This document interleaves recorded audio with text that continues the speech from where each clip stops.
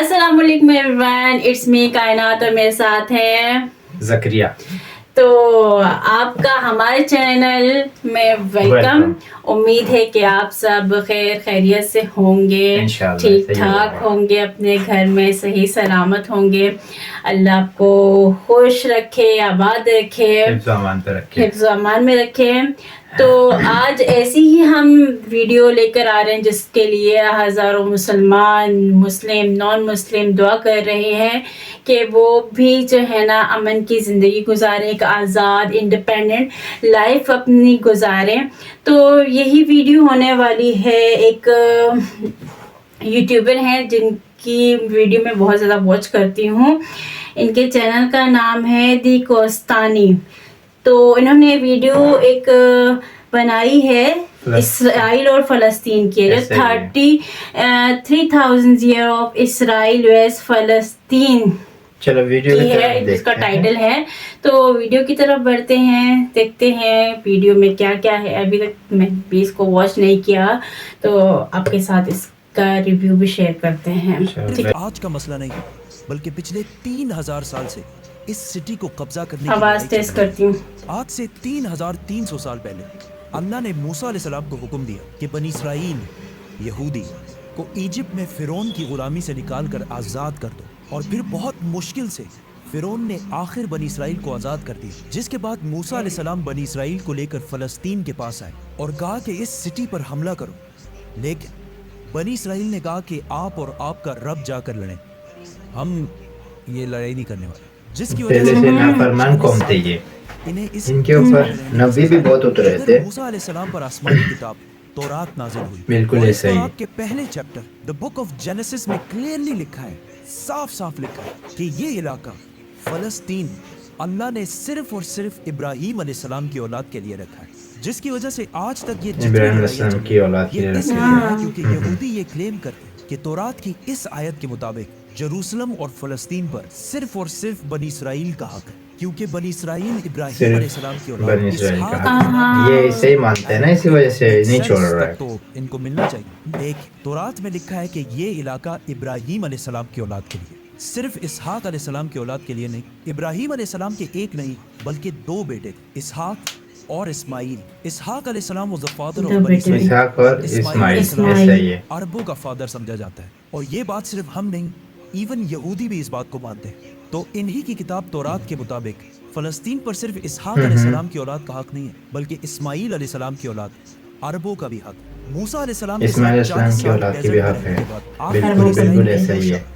जाशुआ की लीडरशिप में फ़लस्तीन को फतह कर लिया, लेकिन कुछ ही अरसे बाद ये सिटी इनके हाथ से दोबारा निकल गई और फिर अगले 300 साल तक बनी इसराइल इस सिटी को दोबारा हासिल नहीं कर सके। लेकिन 300 साल बाद बनी इसराइल ने दाऊद अलैहिस्सलाम की लीडरशिप में इस सिटी जेरूसलम को दोबारा फतह कर लिया और उनके बेटे सुलेमान अलैहिस्सलाम यहाँ पहली दफा अल्लाह की इबादत के लिए दाऊद अलैहिस्सलाम के टाइम पे लिया था। सुलेमान अलैहिस्सलाम के बाद यहूदियों ने फ़लस्तीन और जेरूसलम पर 400 साल तक हुकूमत की, लेकिन 400 साल बाद जो दीवारों में जो 400 साल तक हुकूमत की एम्पायर बन चुकी थी, जिसके बादशाह बख्त नसर ने अपनी एम्पायर को बढ़ाने के लिए फ़लस्तीन पर हमला कर दिया और जेरूसलम को तबाह बर्बाद कर दिया और उसके अंदर हजारों यहूदियों को शहीद भी किया और उस टेंपल को भी तबाह कर दिया जो सुलेमान अलैहिस्सलाम ने बनाया था।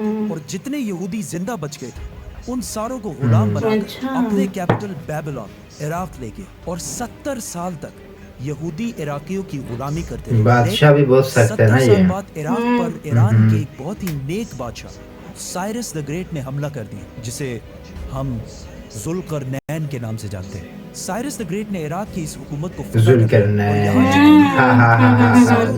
फ़लस्तीन भेजा। अल्लाह ने इनको बहुत पावर दिया था, बहुत ताकत दिया था, बहुत ताकत से नवाजा था इनको, जो इससे पहले तबाह कर दिया गया था। जिसके बाद यहूदियों ने फिर फ़लस्तीन पर 400 साल तक हुकूमत की, लेकिन फिर इन पर एक ऐसी हुकूमत ने हमला की जिसने सारे यहूदियों को यहाँ से 600 साल तक बाहर निकाल दिया, the great Roman empire.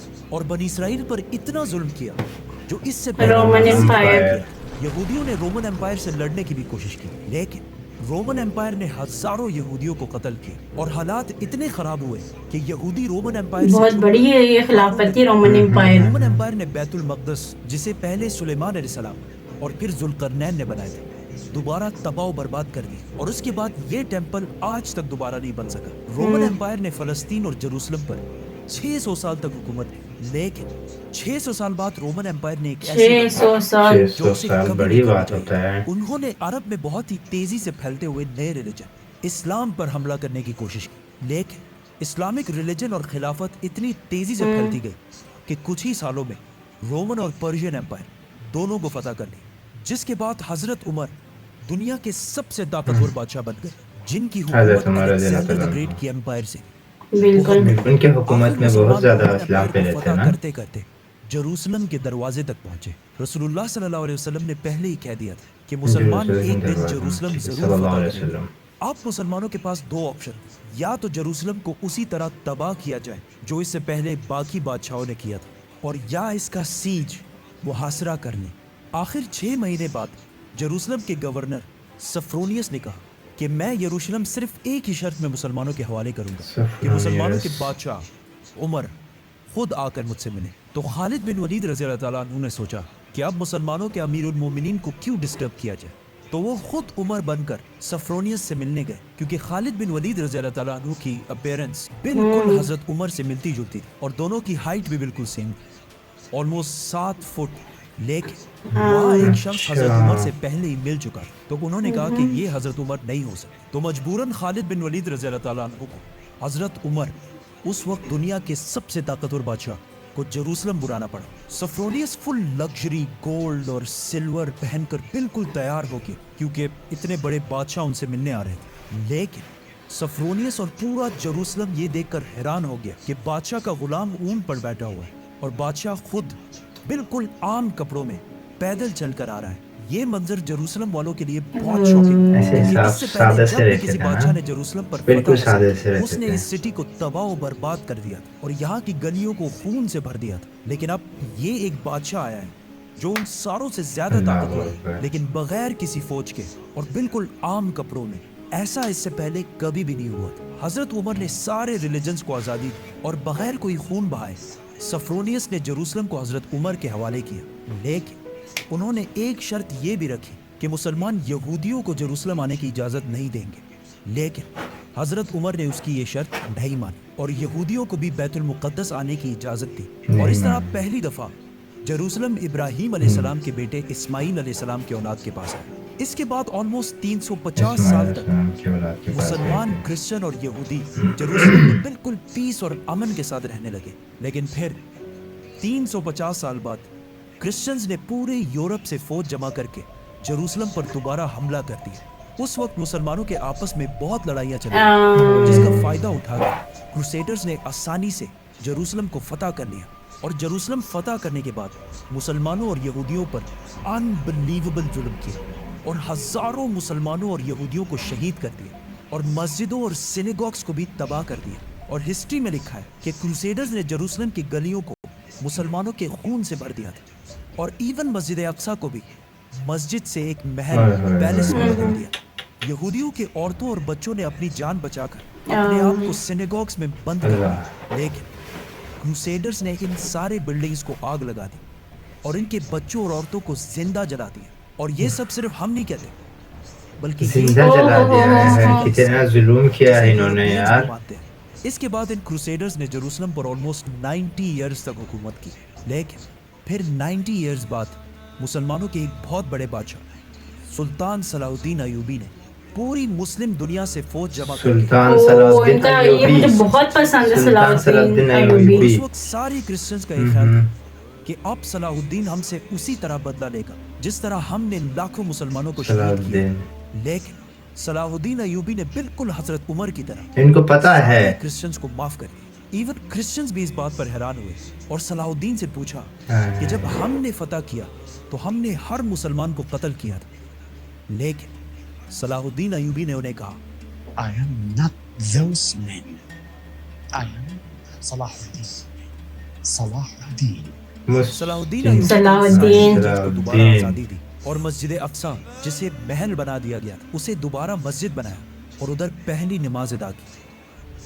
Jerusalem को जब भी किसी बादशाह ने फतह किया हमेशा इधर बहुत खून बहा, सिवाय मुसलमानों के जिन्होंने हमेशा बिल्कुल पीस और अमन के साथ इस सिटी को फतह किया। सलाहुद्दीन अयूबी के बाद बहुत एक बार नाम है फिर इनके ना, सारे इब्राहिमिक कुर्बानी रिलीजन्स दी है। जेरूसलम में बिल्कुल पीस और अमन के साथ 800 साल तक रहे। 800 साल, लेकिन 800 साल बाद और आज से 100 साल पहले आजादी करने जब के बाद ना, जेरूसलम पर Ottoman empire world war one, तो world world war war one. One के बाद अरबों ने ब्रिटिश के साथ मिलकर उस्मानिया खिलाफत को हमेशा के लिए खत्म कर दिया कि हम अरबों पर ये टर्किश लोग आके क्यों हुकूमत कर रहे हैं। तो इस नेशनलिज्म की वजह से फलस्तीन भी मुसलमानों के हाथ से निकल गई। लेकिन मुसलमान के भी दुश्मन है ना। ऐसा ही है, बिल्कुल आप कह सकते कि हो। अगर ब्रिटिश को ये इलाके मिले तो वो इधर एक जब भी यहूदी मुसलमान स्टेट आपस में लड़ते हैं तब दूसरे आके फायदा उठा इससे लेते हैं ना, पहले यहूदी यूरोप फिर के शुरू हर से ये चलते हुए आ रहे हैं। साइंस, मेडिकल, बैंकिंग, हर चीज में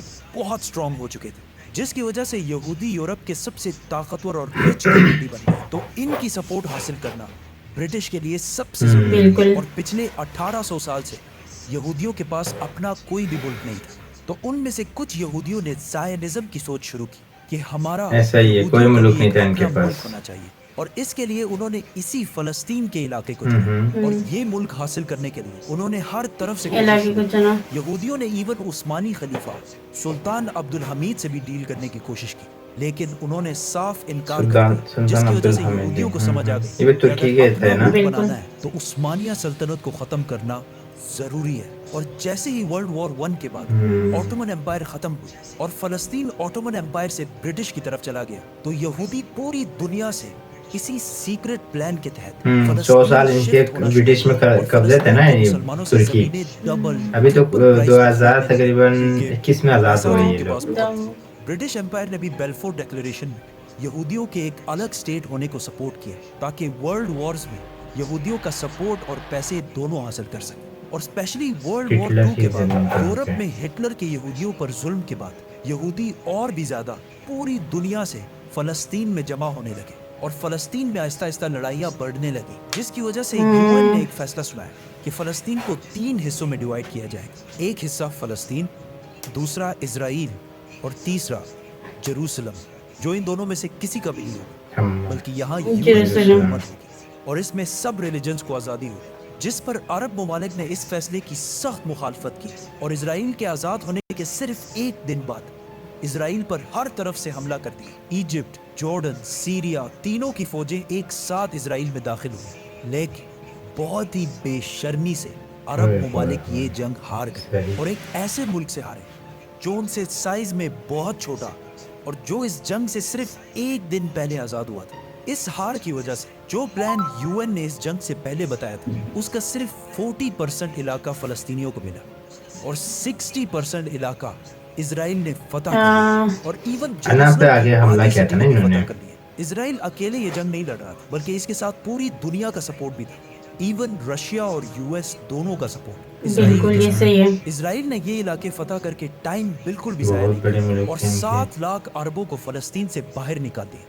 7 लाख, जिसकी वजह से फलस्तीन में आहिस्ता आहिस्ता यहूदी ज्यादा और अरबी कम होने लगे। इस जीत के बाद इजराइल बहुत स्ट्रांग बन गया और पूरी दुनिया से और भी ज्यादा यहूदी इजराइल में जमा होने लगे। इसके बाद यहूदियों ने अपने आप को अरब के बिल्कुल सेंटर में एक बहुत ही मजबूत हुकूमत बना ली थी। लेकिन फिर भी ये 2 इलाके वेस्ट बैंक और गाजा इजराइल के कंट्रोल में नहीं थे। लेकिन आज से गाजा। 60 साल पहले 1967 में कुछ मिसअंडरस्टैंडिंग्स की वजह से यहाँ जंग एक बार फिर शुरू हो गई और एक बार फिर इजिप्ट, जॉर्डन, सीरिया वर्सेस ये छोटा सा इजराइल।